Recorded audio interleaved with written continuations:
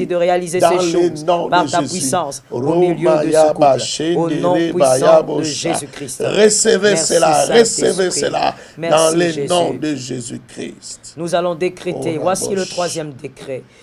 vous êtes en couple, vous allez prophétiser que votre mari est une bénédiction pour vous. Yes. Votre femme est une bénédiction pour vous.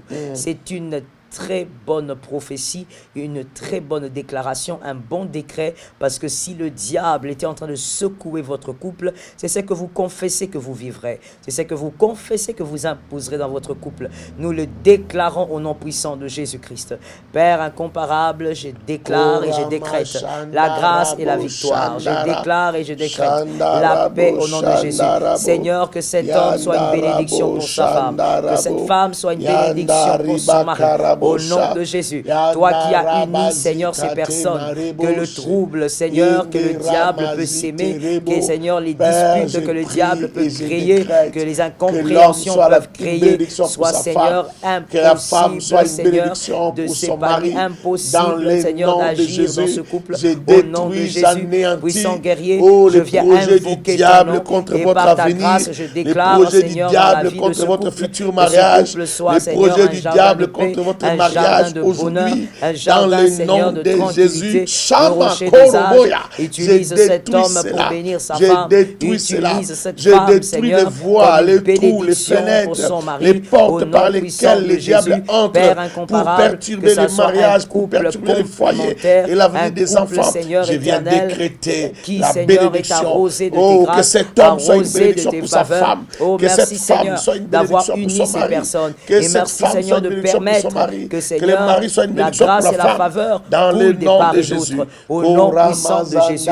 Merci, Seigneur, car tu le Yanda réalises. Merci, Saint-Esprit, car tu l'accomplis. Le Dieu fidèle et Dieu des miracles. Tu es un Dieu, Seigneur éternel, qui réalise ces choses parce que ta grâce est là, parce que ta main est là, parce que tu as décidé, Père éternel, de les unir un jour et tu manifesteras, Seigneur, ta puissance dans ce foyer. Père incomparable, que cet homme se réjouisse d'avoir eu cette femme, que cette femme, Seigneur éternel, se réjouisse et se sente dans le repos d'avoir eu ce mari. Par ta grâce, au nom redoutable de Jésus, au nom puissant de celui qui est fidèle. Ainsi j'ai déclaré, ainsi j'ai décrété par l'autorité du nom de Jésus. Merci. Gloire au Seigneur Jésus. Que Dieu soit loué.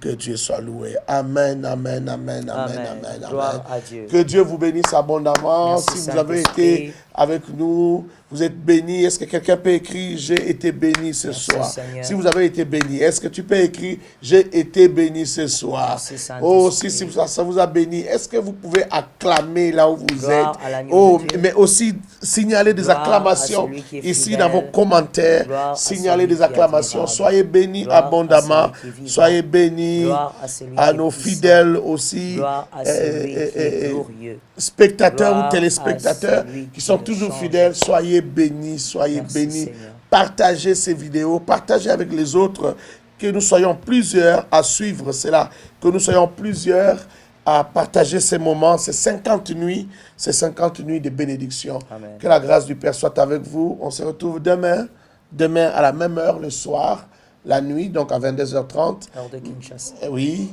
heure de Kinshasa. Que Dieu vous bénisse abondamment et à demain.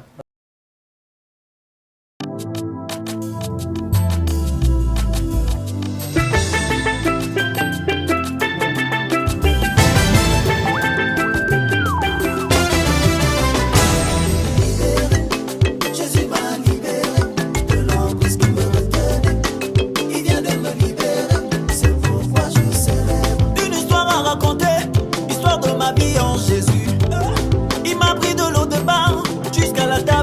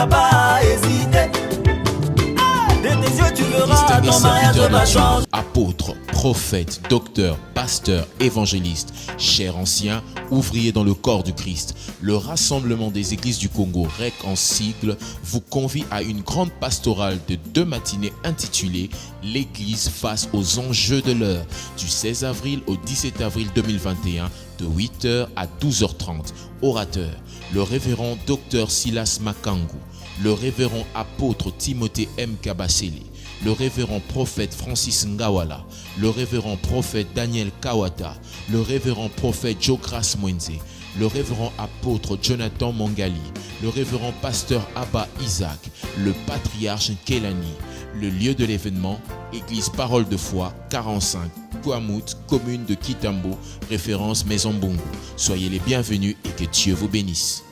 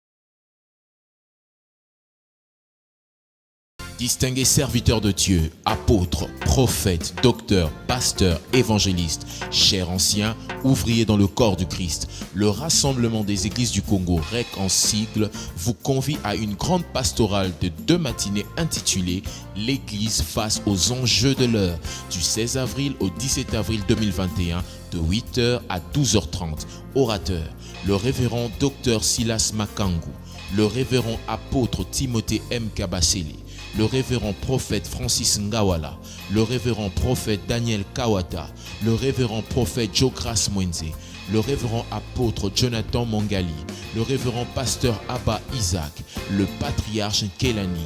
Le lieu de l'événement, Église Parole de Foi, 45, Kouamout, commune de Kitambo, référence Maison Bongo. Soyez les bienvenus et que Dieu vous bénisse.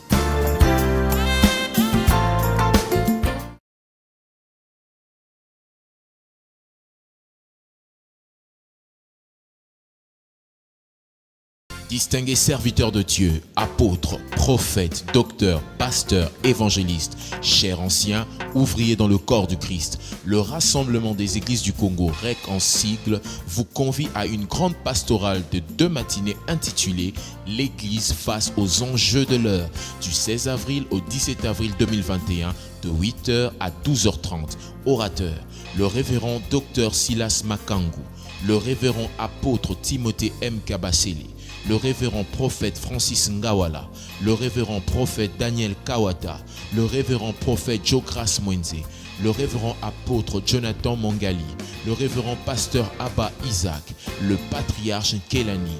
Le lieu de l'événement, Église Parole de Foi, 45, Kouamout, commune de Kitambo, référence Maison Bongo. Soyez les bienvenus et que Dieu vous bénisse.